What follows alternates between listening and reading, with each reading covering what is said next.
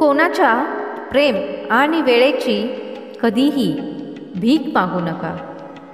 जेव्हा तुम्ही कोणालाही जास्त महत्त्व द्यायला लागता तेव्हा तुमचे महत्त्व समोरच्याच्या नजरेमध्ये कमी होते. किती विचित्र आहे ना, कोणी बोलण्यासाठी प्रयत्न करत राहतो आणि समोरच्याला त्याची कदरच नसते. चेहरे अनोळखी झाले तर काही नाही, पण वागणं अनोळखी झालं तर खूप त्रास होतो. तुम्हाला माहीत आहे का, काही लोक खुश का असतात? कारण ते स्वतःशिवाय कोणाकडूनही अपेक्षा करत नाहीत. एका दरवाजावर लिहिले होते, कोणीही आत येऊ नका, कारण आज मी दुःखी आहे. शिकलेले समजदार लोक सगळे परत गेले. आतमध्ये तोच गेला ज्याला कदर होती. जो तुमच्या भावनेची कदर करत नाही त्यांच्या मागे पळत राहणं प्रेम नाही, मूर्खपणा आहे. खूप अवघड आहे सगळ्या नात्यांना खुश ठेवणं. दिवा लावला तर अंधार नसतो. दिसत नाही पण खूप दुःख देते. हे दुरावाचे दुःख असेच असते. आता मला त्रास होत नाही कोणीही सोडून गेले तरी, कारण मी अशा नात्यांकडून धोका खाल्ला आहे ज्यांच्यावर मला अभिमान होता. मार्गामध्ये ठोकर खाल्ली नाही तर ध्येयापर्यंत पोहोचण्याचे महत्त्व कसे कळेल? जर चुकीच्या लोकांबरोबर भेट झाली नाही तर बरोबर लोकांना कसं ओळखताल? खूप नाजूक वाटत होते ते लोक. जेव्हा ओळखलं तेव्हा ते दगडाचे होते. कोणीही कोणाचं नसतं इथे. सगळ्या फक्त बोलण्याच्या गोष्टी आहेत. आपलं दुःख आपलं असतं आणि सहन करावंसुद्धा आपल्यालाच लागतं. तुटलेल्या मनाने शिकवली आहे आयुष्य जगण्याची पद्धत. आता कोणाची हिंमत असेल तर पाडून दाखवा. जेव्हा लोकांचं मन भरतं, लोक तसे राहत नाहीत जसे ते आधी होते. फक्त तोंडाने बोलणं पुरेसं नसतं. मनापासून साथ देणं सुद्धा गरजेचं असतं.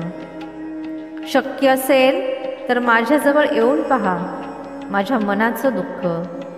दुराव्यामुळे तर प्रत्येक गोष्ट छोटीच वाटते.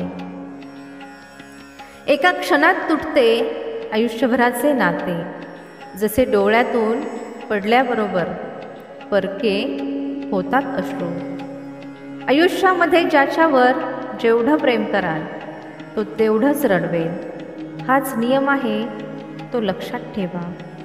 रडा त्यांच्यासमोरच ज्याला तुमच्या अश्रूंमागचे दुःख समजेल. आशीर्वाद त्याच्याकडूनच घ्या जो आशीर्वाद मनापासून देऊ शकेल. आणि नातं ठेवा त्याच्याबरोबरच ज्याला तुमच्या नात्याचे महत्त्व आहे. जखम तीच असते जी लपवली जाते. दाखवला जातो तो तमाशा असतो. असे लोक कधीही कोणाचे नसतात. जे मित्र आणि नाते कपड्यांप्रमाणे बदलतात. नाते तुटण्याचे एक कारण हेही आहे की लोक बऱ्याचदा तुटणं पसंत करतात, परंतु झुकणं नाही.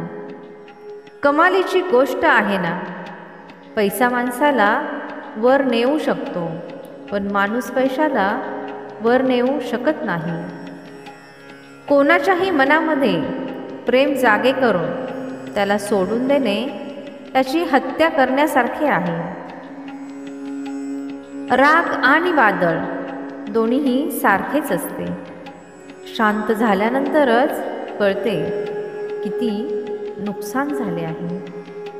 बरोबर गोष्टी वाचण्याची सवय असेल तर बरोबर करण्याची आपोआप सवय होते. एक वेगळीच ओळख बनवायची सवय आहे माझी, कारण अडचणींमध्ये सुद्धा हसण्याची सवय आहे माझी. काट्यांवर काय रागवायचं, त्यांचा तर स्वभाव आहे टोचण्याचा.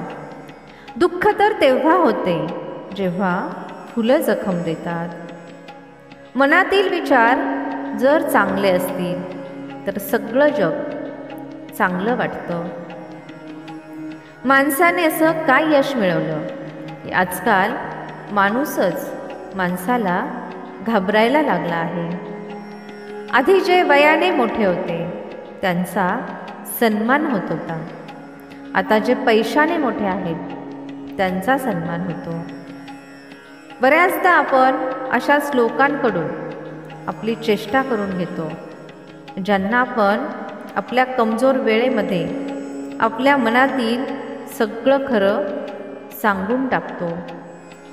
काही लोक तर यासाठी जगतात कारण मरता येत नाही. जगाची हीच सवय आहे, साथ तोपर्यंतच, स्वार्थ जोपर्यंत. नात्यांना तोडण्यासाठी चुकांची गरज पडत नाही. स्वार्थ पूर्ण झाल्याबरोबर नातं आपोआप तुटतं. ज्यांच्या चुका असताना सुद्धा आपण नातं निभावतो ते वेळोवेळी आपल्याला फालतू असल्याची जाणीव करून देतात. एकदा नात्यांना वाचवण्यासाठी झुकलात तर समोरची व्यक्ती गैरसमज करून घेते की तुम्ही सारखे सारखे झुकणार. जेव्हा कोणी दुसऱ्यांकडून धोका खातो तेव्हा ते त्या व्यक्तीबरोबर भांडतात आणि जेव्हा कोणीही आपल्या लोकांकडून धोका खाते तेव्हा ते शांत होऊन जातात. नात्यांमध्ये कोणताही दुरावा येऊ नये हा विचार करून लोक समोरच्या व्यक्तीचं बोलणं कधी मनाला लावून घेत नाही. तुमच्या समोर गोड बोलतो आणि तुमच्या पाठीमागे तुमचे काम बिघडवतो. अशा मित्रांपासून नेहमी सावध राहा. स्वप्न एक पाहताल, अडचणी हजार येतील. हे दृश्य खूप सुंदर असेल जेव्हा तुमचे काम, तुमचे यश सगळ्यांसमोर येईल. यशाच्या शिखरावर तेच पोहोचतात जे प्रतिशोधाऐवजी परिवर्तनाचा विचार करतात.